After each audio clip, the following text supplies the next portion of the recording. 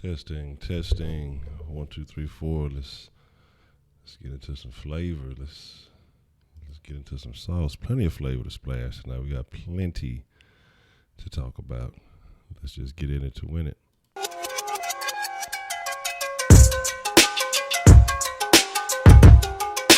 Never miss another live stream again. Hit that subscribe button, ring that notification bell, and click see all notifications. What's the motherfucking deal, Sauce Nation? Matter of fact, let me fix this. Actually, I got that a little off. I was running just a little behind. It looks just a little fucked up. Let's make this chat look a little bit better. So what's the motherfucking deal? Welcome to Sauce Sports. If you're not familiar with Sauce Sports is a Houston, Texas homer network. So that means we're talking about all sports, but only Houston.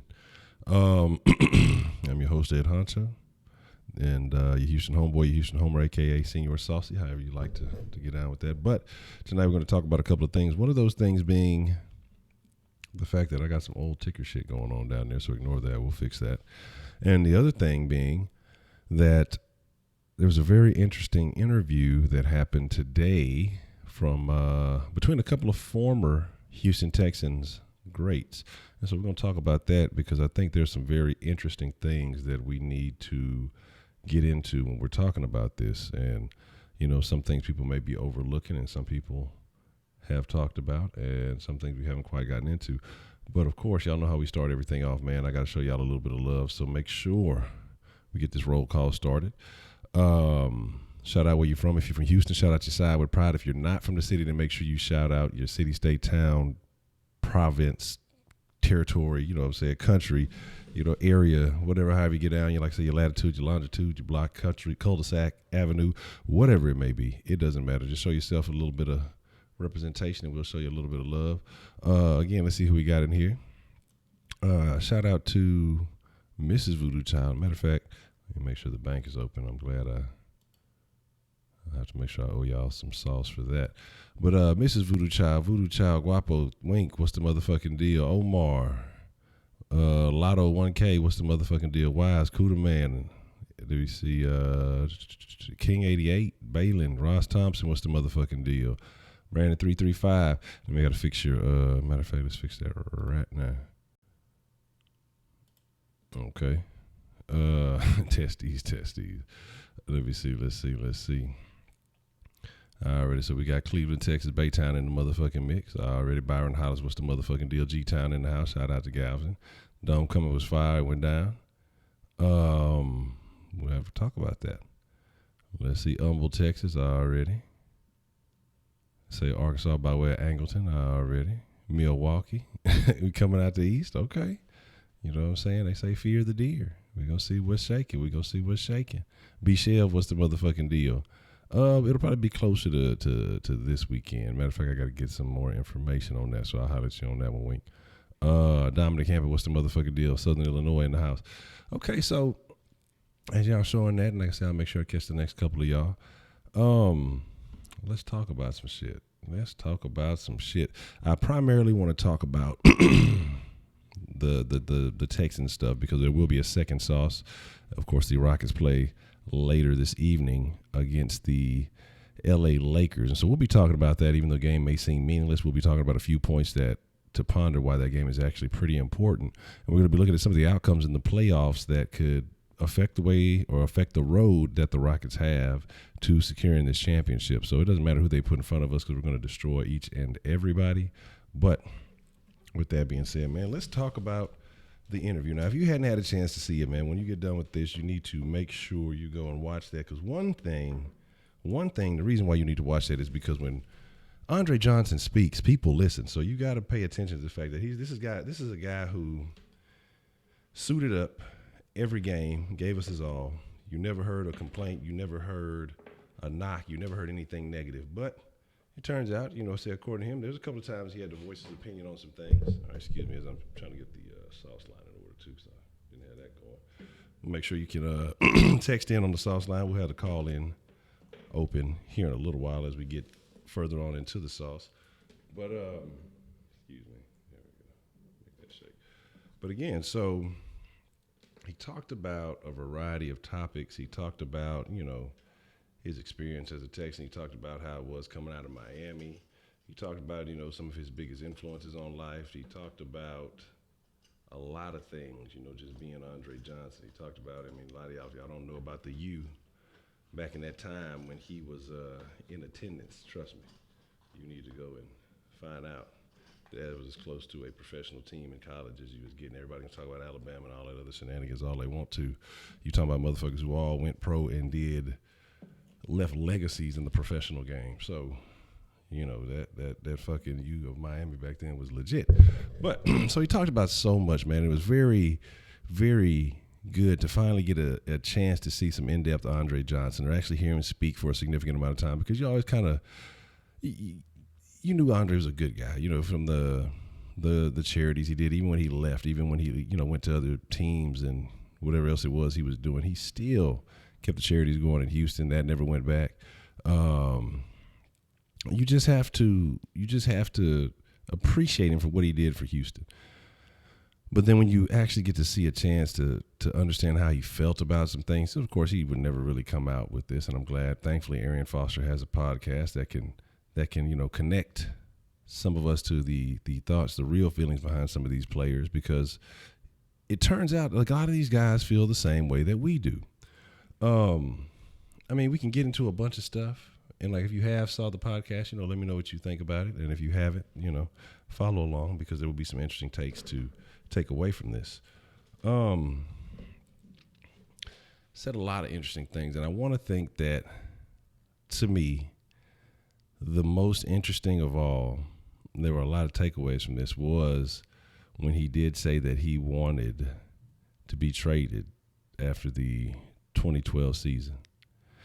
Now, another thing he said, too, is something I've always been a proponent of, and people act like I'm crazy, is that the fact that he never got a look in the fucking red zone. Like, and the fact to me, like, I felt like he was misused by Kubiak, and I'm sure he has a slight bit of resentment to that, because he made a statement, to Foster about it, but I don't think he was tripping, because, again, he was just saying, it was for the good of the team with him. Hey, we were getting in the end zone, we were scoring in the end zone, so that's all that counted. But I'm sure that, he'd have liked him and utilized a little bit more.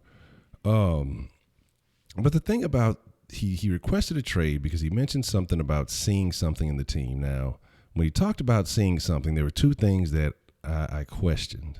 And the one thing, because he said it was me and someone else who saw this same thing, but he didn't want to put that other person out there. And so I'm like, okay, this is interesting. Who could that other person be? And what is this thing that he saw? And those are the two things that you become concerned with. What is the thing that he saw, and who is the other person that he saw it from? And so my thing is this. Hold on 1 second. I'm curious if you guys heard it, or if you've heard, or if you got a chance to see Wink, or you got a chance to see Spitz and you caught their videos on it. What do you think this thing was that he saw? A lot of people are speculating that he saw the same thing a lot of us saw, and that was the decline of, number 8. Because Kubiak was so blindly in love with it, maybe he wasn't seeing it. Maybe he was just figuring it was a slump, something like that, of those natures. Of that nature. But my thing is, I say, well, who would be the other person who would really notice something like that? And I was questioning, could it be another receiver? Could it have been something of that sort? Who could he have been talking to? Who was something who would notice a difference in what Schaub did consistently? It may be a player that goes up against him, frequently on defense. Who knows? Who is somebody else that you think that Andre Johnson would somewhat confide in to have this type of conversation? You know what I mean? So what is the real, and I feel like this story goes much deeper than, just that. And why did Andre, again, say a lot of things that we've said out here, and how come the front office, they didn't see it? How come, Kubiak didn't see it? Situations like that, but we don't know. Again, other thing that I want to talk about is it seemed, in my opinion, from the things that he said and from talking to some of these other guys talked to, I don't feel like the players had the best relationship with Rick Smith. You know what I mean?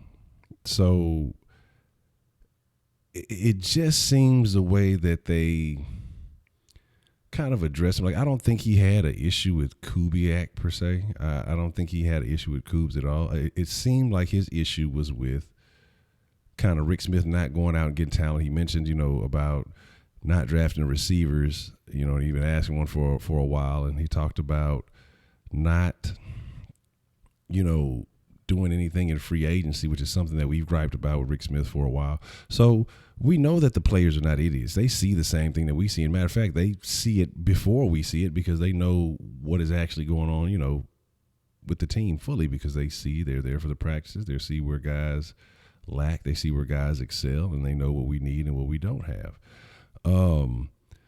So my thing is just that it's quite interesting that he came out and said a lot of this, because I was curious at first. I'm like, how much is Andre? This is Andre. He don't ever say anything. How much is he going to really talk on this podcast? And he seemed to be, pretty open about it. He seemed to be, pretty straightforward about everything. He didn't really pull too many punches. But something I do want to talk about that I did find amusing, and again, I find this incredibly amusing because of the people who are going to go to defense of this guy, is another Texan has come out and said, again, Bob McNair said the things that he said.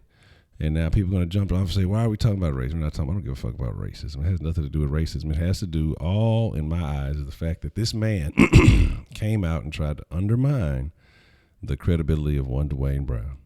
Regardless of how you feel about Dwayne, whatever, this man, Bob McNair, openly lied on him. Okay, so it has nothing to do about racism. That's just the content of your character right there. The fact that you're gonna discredit another man for the fact that because either one, you forgot or you don't recall, but that doesn't give you the right to try to say somebody's a troublemaker, somebody's creating problems for the team, and you've been found to be, false. You've been false in this person's character. That's the thing that makes it less respectable for me. This is a guy who, if you caught him once, how can you believe anything else he's going to say when it comes to this team?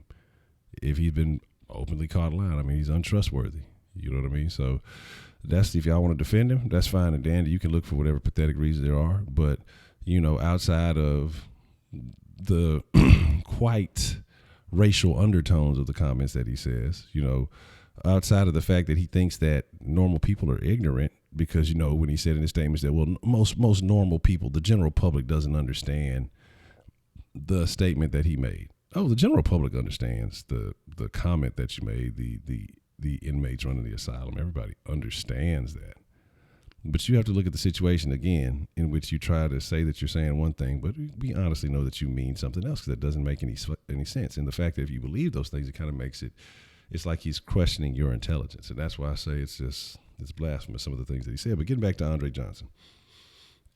And again, like I said, it seems like there was an issue. There was like some tension, or it seems like there was a line between Rick and a lot of these players. Because when Dwayne Brown talked about it, he didn't seem to just speak extremely favorably of Rick. But again, when you're a general manager, you're a guy that, of course, you don't want to make friends with people, with players and things like that, because you're going to be the guy ultimately that's going to have to tell them, hey, you know what, you're out of here. Hey, we appreciate your services, but we got to let you go. Excuse me. I think nose itching. Sorry about that.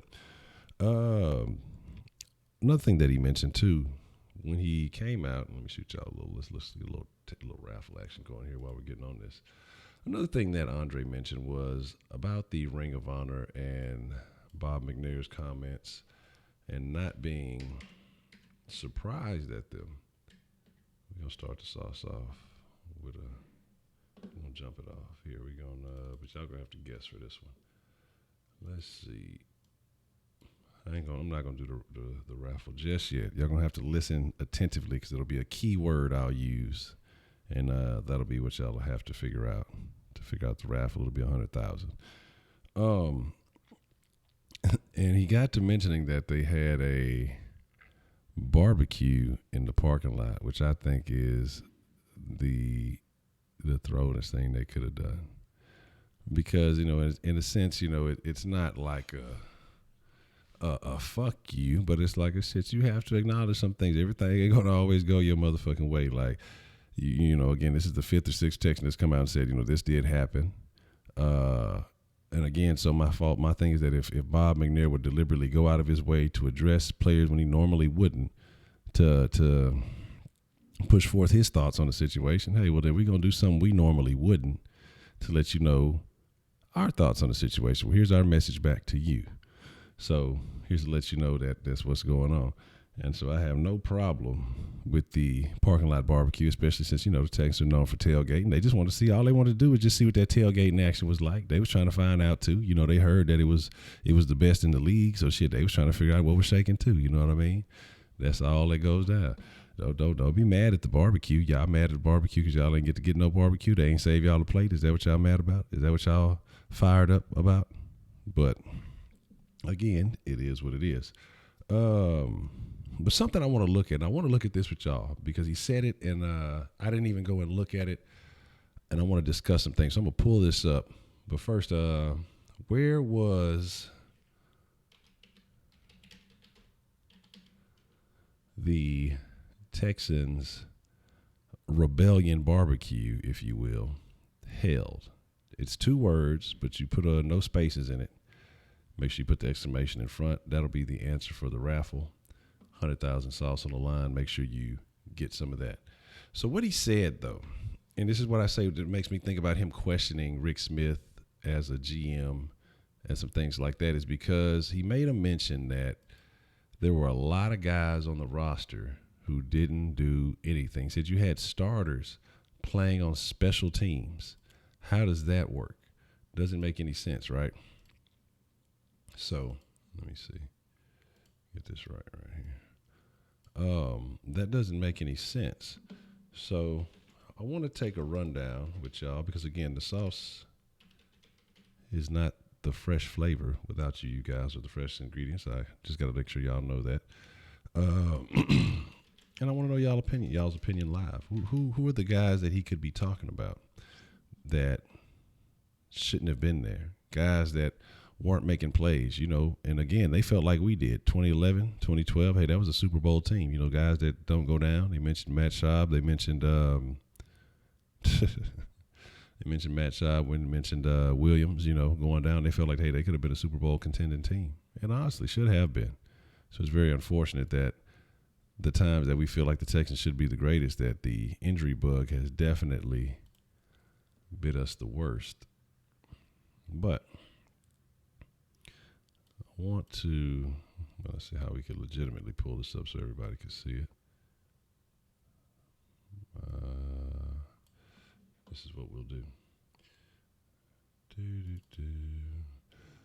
But again, so yeah, we could do that.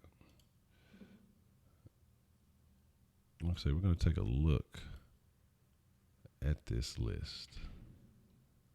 And on this list, we're going to address some of these people who you think that he could be talking about, because it just finds me. I find it interesting to even hear Andre say something like that, to say, hey, some guys that shouldn't be here. But again, if you're the guy that's put in work, in my opinion, the most work for this franchise, you should have you should at least have a say so. You guys brought me in here. I've given it my all. Y'all given me a bunch of shitty talent. Y'all haven't addressed the main issues on this team.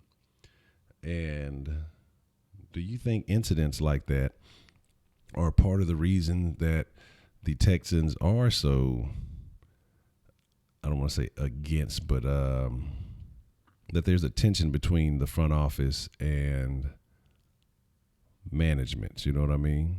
I mean, not front office and management, same shit. Front office and the players. Do you think it's historical, that there's a historical precedence for Rick being the way that he is? Because apparently those guys didn't care too much for him from what it seems to be.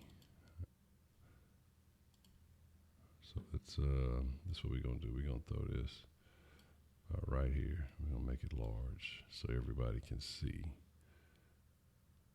All right.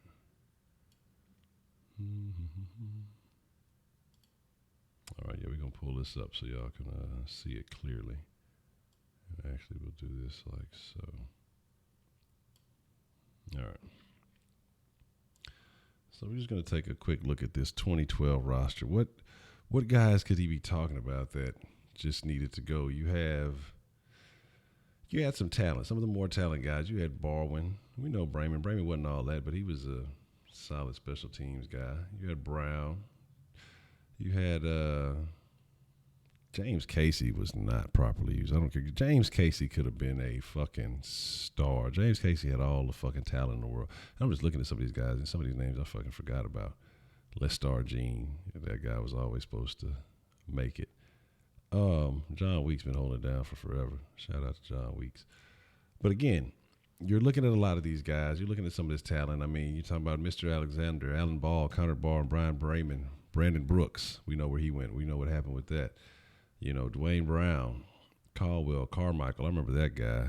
I don't think he ever got off to get anything going. Casey, it was a great find. Klutz, Sean Cody, he had a great show, wasn't a great player. Crick, Crick was solid. I like Crick. Cameron Collins, Owen Daniels, another guy who came out and spoke his piece about the situation.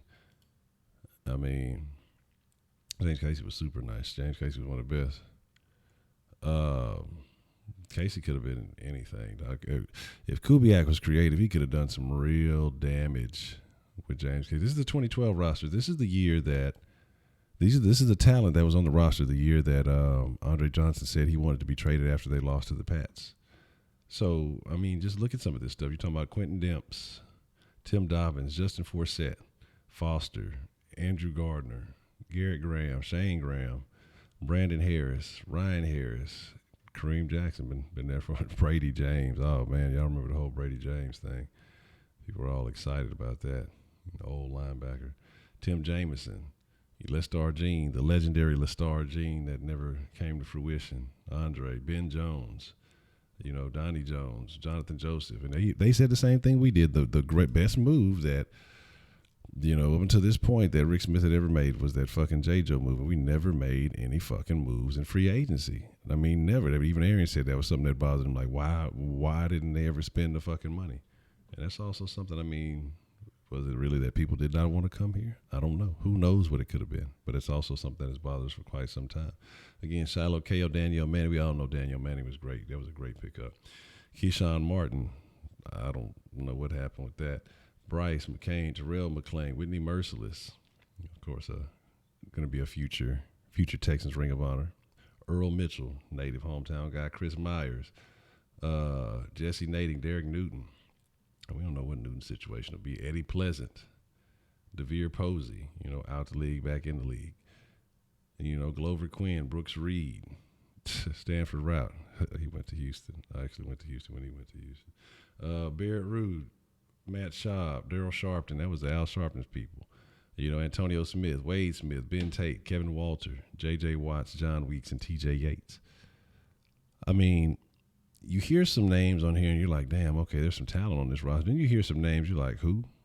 You know, you forget about them like you forget about Mike Jones. And you're curious. I'm like, man, who is it? What kind of guys who are there that just could have stood out so much that that Andre would say, hey, man, you need to get rid of these guys and get some bodies in here. Obviously, y'all aren't doing a good job with these guys. He really just said, you know, these guys were just basically bodies. You know, and he doesn't seem like a guy who would just undermine a guy's work ethic, but he obviously noticed that there was a lack of talent around a team that was extremely talented. So, again, I don't know. It's just Johnson spilling his beans. You know, people can say, oh, it's disgruntled ex-employees. It's just a frustrated old player, whatever it is. But it has to tell you something when a guy who had a great career almost doesn't even want to go and be recognized by the team that he had that great career with. That says a lot. That says, hey, my whole body of work that I've laid down over my career in the NFL, and the majority of it with this here at this one location, and this is where, you know, I should be enshrined. This is where, you know, my legacy was. I don't even want to be recognized by that fucking team because I don't want to be associated with the guy who owns it. How much does that say that you have to think about your grit, your blood, sweat, tears, pain, you know what I mean, pride, all that shit that you left on that fucking field. And because of the dislike or the disdain that you have for this man that you wouldn't even want to go. You wouldn't even want to be there. And I find that statement to be, even though it didn't seem like he said a lot, it says a whole lot. Because then it tells me, like I say, this is not something new. Even Andre said it's not, nothing shocking. It may be shocking to us in the public because, again, we don't see Bob McNair unless we win and he's saying something good. Yeah, we're going to be good. We're going to have a good season this year. I think that we're going to do it all defense. It was pretty bad, but they'll step it up, and we got a quarterback, and Bob McNair, yay, and that type of shit. When it's good times, you see him as he's showing his fucking face all over the place. But when the times are crucial, it's not a guy that you can depend on. Again, I've told y'all multiple things about his character. Had nothing to do with any other shit. I've showed you political contribution. I've showed you just everyday statements and things like that he's just not a guy. He's not a solid guy, I think that's unfortunate. Then even Foster talked about, when Johnson asked him would he want to retire a Texan, and Foster was of the same accord that he would rather not. What does that say? This is where you played. This is where you got your shine. This is the team that gave you the love. This is where you were Arian Foster. And that has to be very telling of the culture of that front office or the culture of that team, aside from, the coaching staffs and things like that. So, again, it would be great to hear from players who kind of experienced it under the Kubiak regime and now experience it under the BOB regime, and maybe one day when they're no longer worried about getting paid by the NFL, they'll come out and they'll speak, and we could finally get a real understanding of how things have been working into that Texans organization. What changes have really been made. What are we really rooting for? If we know that the players are coming out and they're feeling like this, and we're rooting for those guys to be successful, it makes me question, hey, when I root for this team, I say, hey, I'm not rooting for the names on the jersey. I'm rooting for the team itself. But when I'm doing this, am I rooting for Bob, Robert, as Spitz would say? He ain't. You can only say the nicknames of people you're cool with, so he ain't cool, like Spitz said. So fuck Robert McNair. And,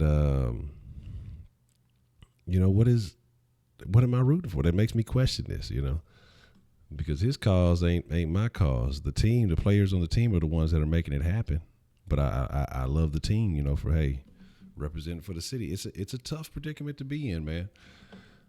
You can pick and choose, but it's a very tough situation to be in. Now, y'all been popping off in the chat. I ain't been showing y'all no love. I apologize. I've just been kind of spilling my spiel, and I'm going to crack open the sauce line here in just a minute. But look, let me show y'all some love. Let me show y'all a little bit of love, because I just wanted to get some thoughts out about that. But again, who do y'all think that other player could have been? When he mentioned that there was another player, somebody else he didn't want to mention because he ain't want to throw him out there. Who do you think that other player could have been that saw the same things that he said he saw?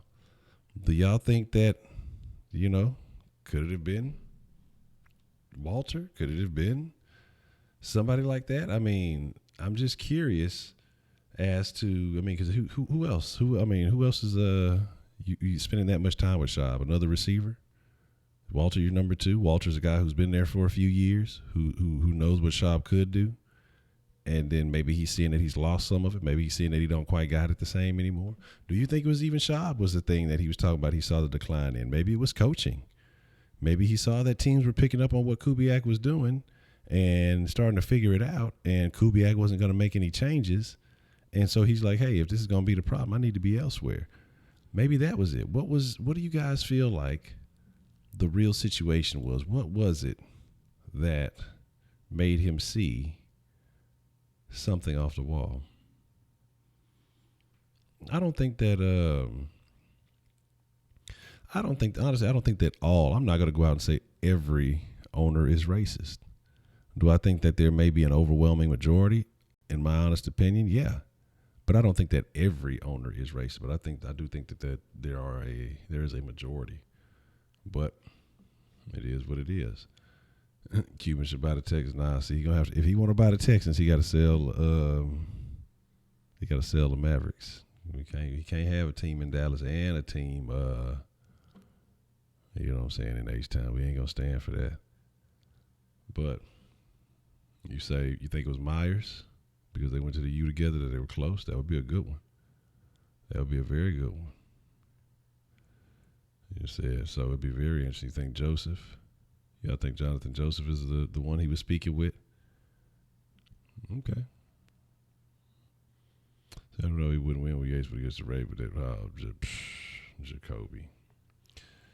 Jacoby, that's crazy. Yeah. I'm finna have a line open here in just a second. Man, everything they did was just it was a bunch of shenanigans. So 09 to 11, the best of hands, yeah. Yeah, oh yeah, the line they were a beast. That was the glory days. See, that's why the chat jumping, because that was the glory days. That's when the fucking Texans was. You had to pay attention to what they was doing, man. You know. You say you think maybe he means Owen Daniels. You think that Owen Daniels was the guy that he talked to about it? I'm just sliding back to try to see and just seeing what all y'all were mentioning is. So. Yeah, and so that's the thing that you have to look at. You have to look at, like, again, if you have a team, and you have to understand his background too. And he was talking about guys were taking his space. He was talking about those Miami teams. He's like, man, you don't understand like how football was. He said those were battles every day. You know what I'm saying? You're talking about it would be the ones going against the ones. There were battles every day in practice. You're talking about the best of the best. Like, they wanted to be great. And so when you come to an organization and you see that, especially when he came to the organization, you know, still in its infancy, it's motherfucking me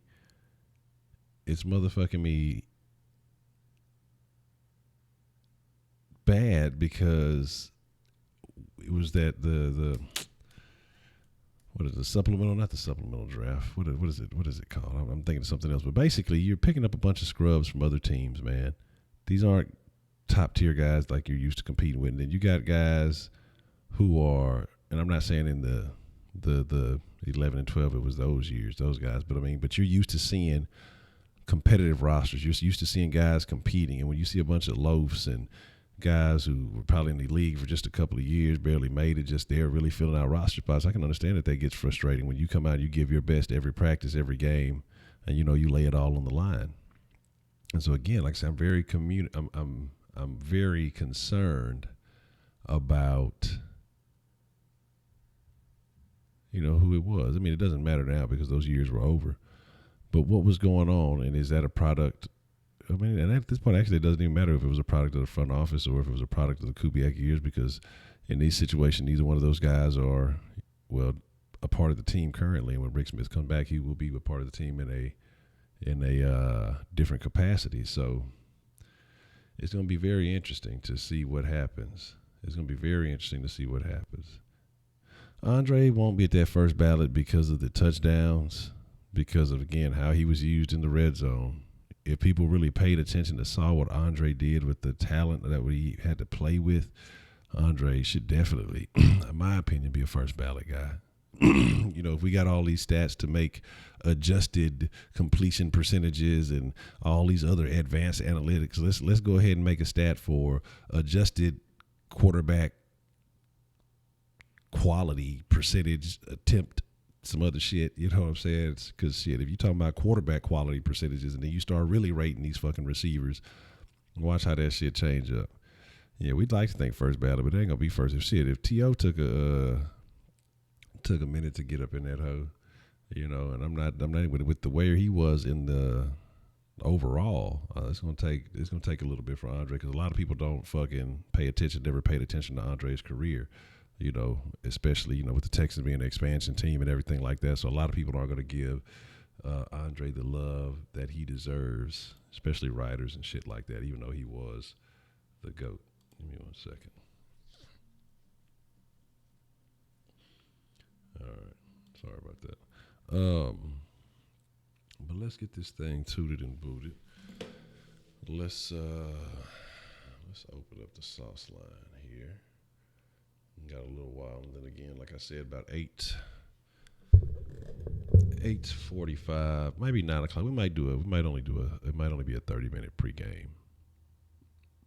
Might do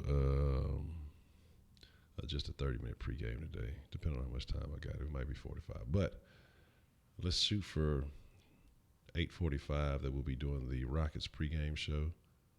So make sure you guys are here for that. Make sure, where the fuck is this shit going? Okay, we got some text. Okay. Oh, yeah, man, my fault. I know y'all been going hard on this flavor, and y'all gonna be real upset with me, but I did not refresh the flavor, did I? So that lets y'all know I was running late. So all this sauce that y'all have, I know I got to make sure King 88 gets his flavor back, but we'll figure it out. I'm gonna hook y'all up. Because I definitely fried it. Let's see. Let me fix all this shit. I'm glad. Thank you for the reminder. I appreciate that. Double check. Refresh.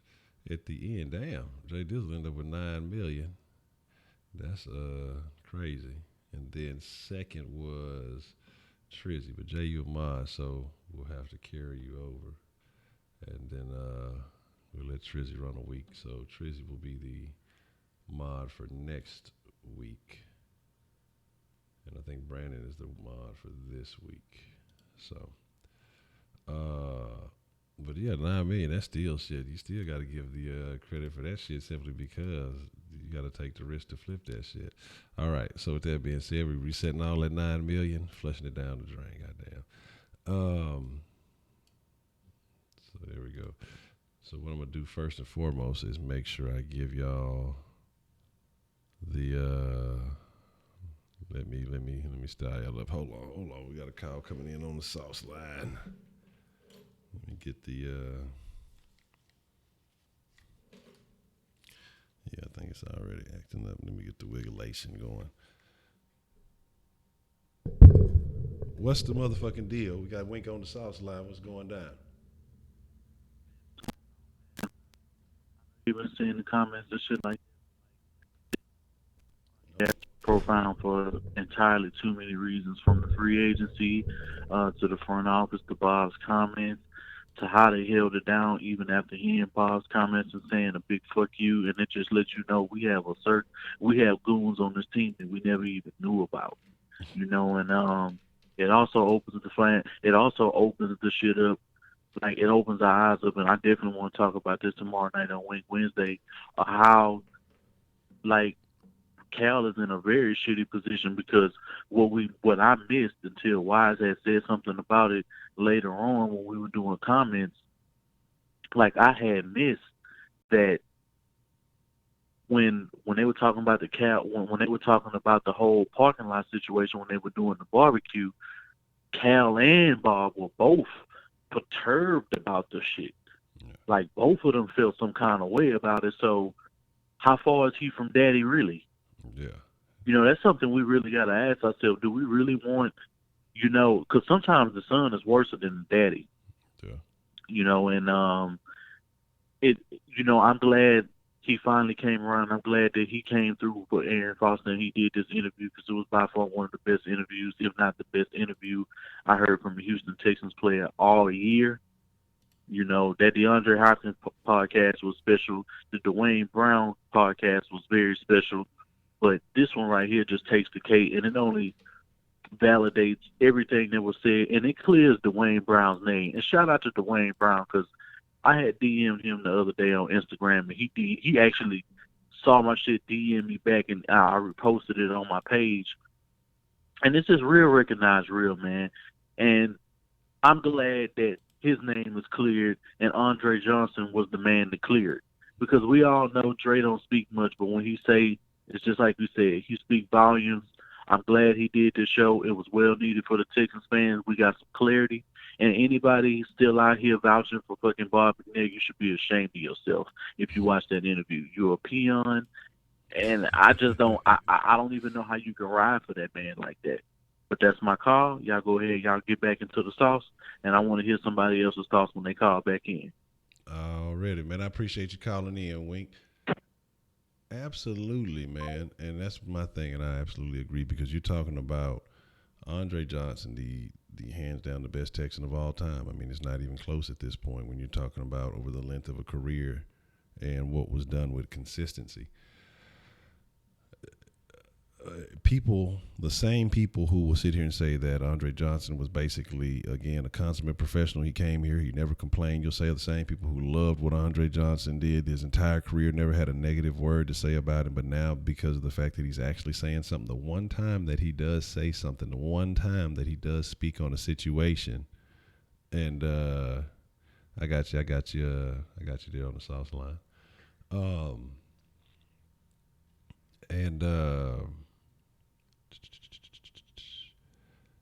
Let me fix this. And they'll change their opinion on Andre Johnson because he came out and said something that's not necessarily what they want to hear, and that's unfortunate. Because again, listening to the radio stations, the other day I was on the road taking care of some stuff, and happy to cut it on 790 because I already knew 610 was going to be on the, it's okay. It's nothing different. It's the same. It's cool. Again, it is cool because you're allowed to have whatever fucking opinion you want to. But again, I say it's weak the fact that you apologize and you're going to take it back where you got forced into doing something you didn't want to, and then you made a weak move in the first place. That's part of my problem. But you got a lot of people say, it ain't this and it ain't that. Okay, that's cool. It may or may not be. Okay, we can't necessarily pinpoint that. We know what it's looking like. It's looking like what it is. It's a high percentage of what it is. It's looking real suspect. But even if we don't want to play that game, we can, on the basis of facts, say, okay, well, he flipped the script right here. He said this and then went back and said this in this occasion. He went and donated this charity and then a week later took the money back because he didn't even know what he was really supporting.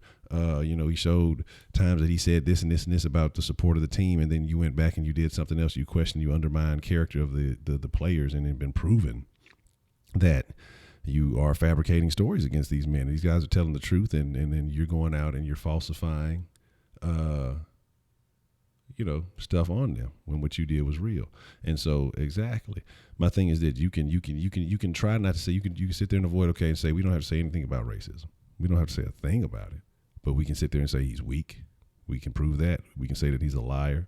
We prove that he's a bad businessman at this point. If you're the CEO of the Texans, you're supposed to be making the best business decisions. Now, we may not be able to fire him as the owner, but there has to be something that can be done that they can remove him as maybe a CEO. You can't take him away as a founder. That is the fact. But I'm just now thinking about this. It does say that he is the CEO. When your CEO makes bad decisions for your business, then you need to get another fucking CEO. You need to get another motherfucking person who can fulfill that role. You can't take away the owner. That's something we can't do. You can't take away the founder. That's something we cannot do. Okay? But I think the CEO status can be questioned.